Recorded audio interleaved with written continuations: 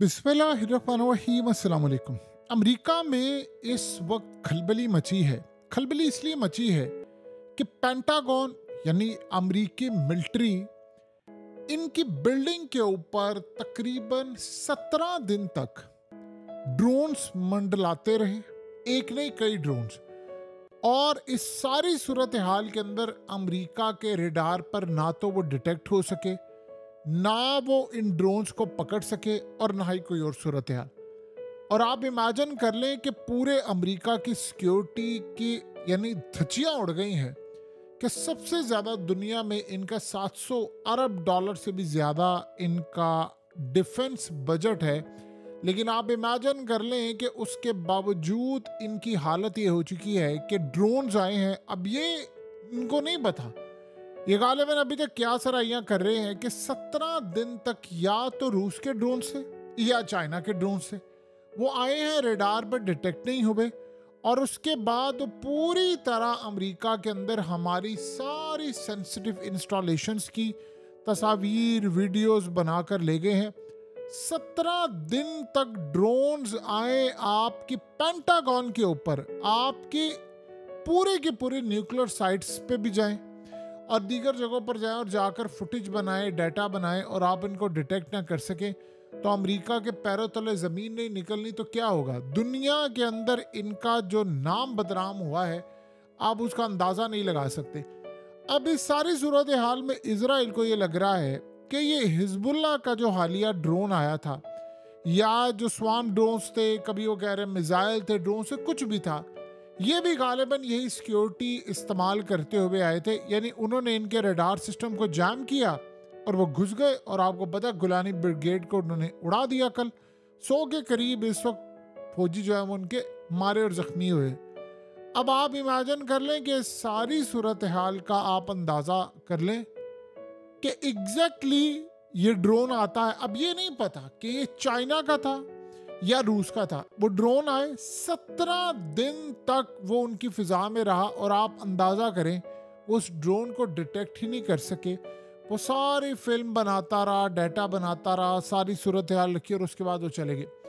अब बाद में ये कहते हैं, जब ये खबर और ये चीज़ें सामने आई तो अमेरिका कहता है नहीं जी वो हमें देख लिया था ड्रोन, लेकिन कुछ मिलिट्री के लॉज हैं, कुछ कानून है, हमने उसको गिराया नहीं था कि अवाम के अंदर पैनिक या कुछ ना फैले। आप अंदाज़ा करें कि आपकी टॉप बिल्डिंग के ऊपर, अरबों डॉलर्स की बिल्डिंग के ऊपर आपके ड्रोन्स आ रहे हैं और आपने इसको गिराया नहीं है। इसका साफ मतलब है जिस जगह पर चिड़िया पर नहीं मार सकती वहां पर आप सोचे चाइना या रूस के ड्रोन्स चले गए हैं तो वो किस लेवल तक पेनिट्रेट कर गए होंगे।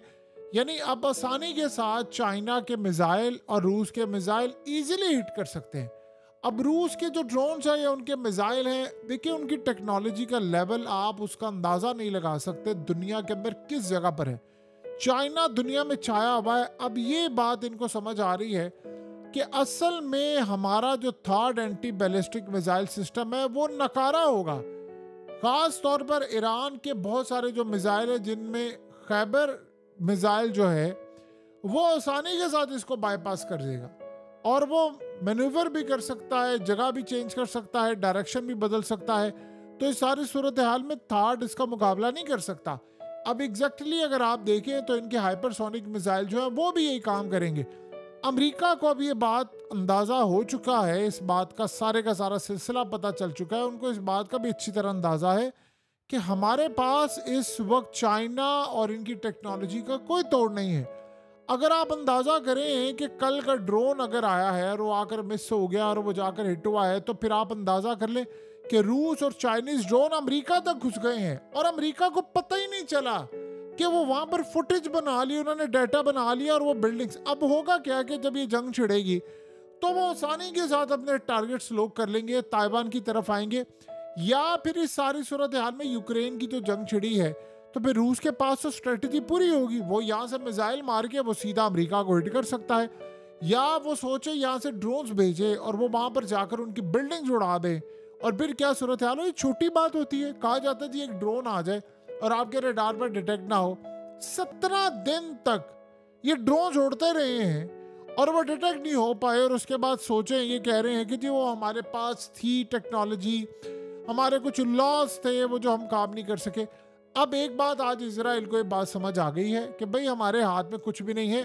अब खतरा सबसे बड़ा ये है कि अगर तो दो काम ईरान ने कर ली है, जो चाइना की टेक्नोलॉजी और रूस की टेक्नोलॉजी की मदद से अगर ये कारनामा उन्होंने अंजाम दे दिया, और वो कारनामा क्या है, हुआ ये है कि थर्ड आपको पता है बुलाया इसलिए गया है कि ईरान के ऊपर हमला करना है इन्होंने, तो वो बदले में जो हमला होगा उसको रोकने के लिए।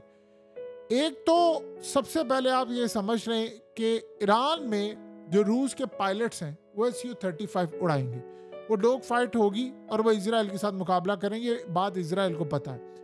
उसके अलावा 48 से ज़ायद जो पायलट्स हैं ईरान के अंदर, उनको इसकी ट्रेनिंग भी दी जा रही। पहले भी उन्होंने काफ़ी हद तक ट्रेनिंग दी थी, अब वो फाइनल स्टेजेस में भी है, उनको भी ट्रेन किया जा रहा है Su-35 के लिए, यानी मुकम्मल तौर पर।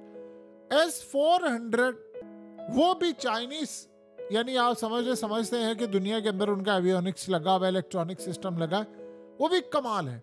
लेकिन उससे भी बढ़कर जो सबसे अहम बात यह है कि रूसी S-400 को यानी चलाने के लिए इस वक्त ईरान में मौजूद है। तो अगर अमेरिका अपने फौजी वहां पर लेकर आ रहा है तो ये भी यहाँ पर मौजूद है। अब आप ये सोचें कि अगर इनकी टेक्नोलॉजी इस लेवल पर जाकर ये काम कर सकती है, तो क्या अमेरिका के अंदर घुसकर वो अगर वही टेक्नोलॉजी का इस्तेमाल करे। अब आप गौर करेंगे तो 2-3 चीज़ें सारे टेक्नोलॉजी में मिलती आ रही हैं। अमेरिका के अंदर पेंटागन की बिल्डिंग्स या पेंटागन के ऊपर ड्रोन्स उड़ते हैं, डिटेक्ट नहीं होते। यमन के हौसी वही अमेरिका की टेक्नोलॉजी को हिट करते हैं, डिटेक्ट नहीं होते। वही टेक्नोलॉजी ईरान के थ्रू जाती है और हिट होती है इजराइल में, और मिसाइलों की बरसात होती है, डिटेक्ट नहीं होते। फिर आप ये सोचें कि उसके बाद हिजबुल्लाह ने जो ड्रोन मारा या स्वाम ड्रोन्स मारे या मिसाइल मारा, वो भी डिटेक्ट नहीं हुए। अब अगर सारी चीज़ों का क्लू लगाया जाए तो एक ही मुल्क नज़र आता है, या तो वो रूस है, ज़्यादा इम्कानात है, और फिर चाइना है। तो अगर इस दोनों की सूरत हाल का जायज़ा लेके अगर इन दोनों में से कोई एक भी मौजूद हो या दोनों के हो, तो आप अंदाज़ा कर सकते हैं कि आज इसराइल के तोते उड़ गए होंगे कि भाई अगर वो वहाँ तक जाकर उसकी हिफाजत नहीं हो सकती। पहले तो ये था कि अमेरिका को मारना था जी, मिडिल ईस्ट में उसके फौजी अड्डे हैं जी, फलाना ये वो।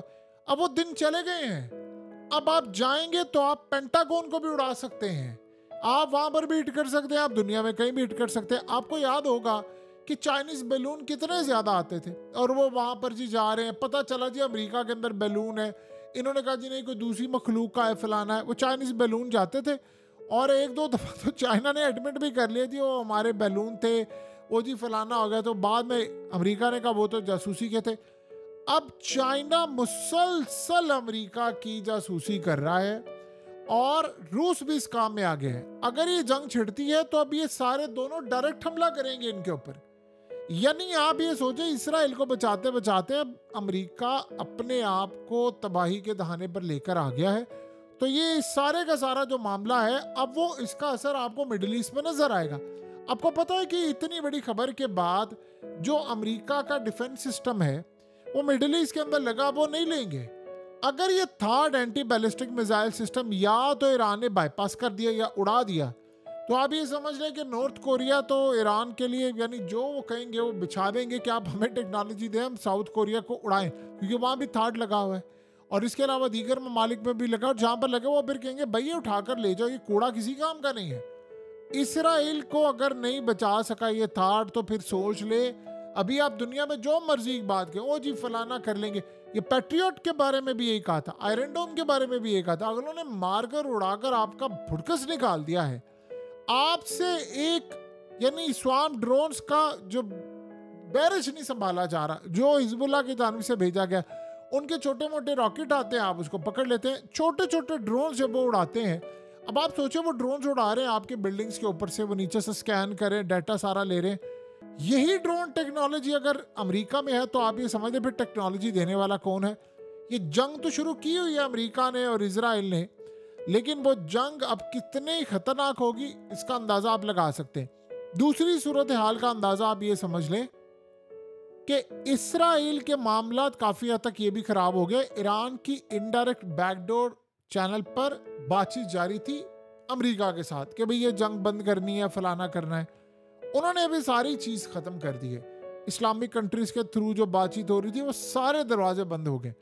अब एक ही सूरत हाल है कि अगर ये मामला ऐसा हुआ तो आप ये सोचे इसराइल के डिमोना के ऊपर अगर यही ड्रोन टेक्नोलॉजी आ गई और उन्होंने हिट कर दिया और डिटेक्ट ना कर पाए, अब बताएं इसराइल के पास और क्या है डिटेक्ट करने के लिए? आयरन डोम था, डेविड स्लिंग था, एरो था, या पैट्रियट या थर्ड है। अगर ये सारे के सारे बीट कर दिए तो आप बचा पाएंगे अपना प्रोग्राम?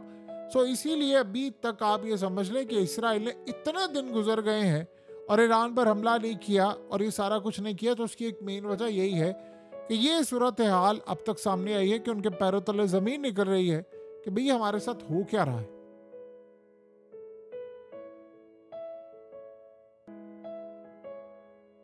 हकीकत टीवी को सब्सक्राइब करना मत भूलें, वीडियो को लाइक करें, शेयर करें और कमेंट सेक्शन में अपनी राय का इजहार ज़रूर करें।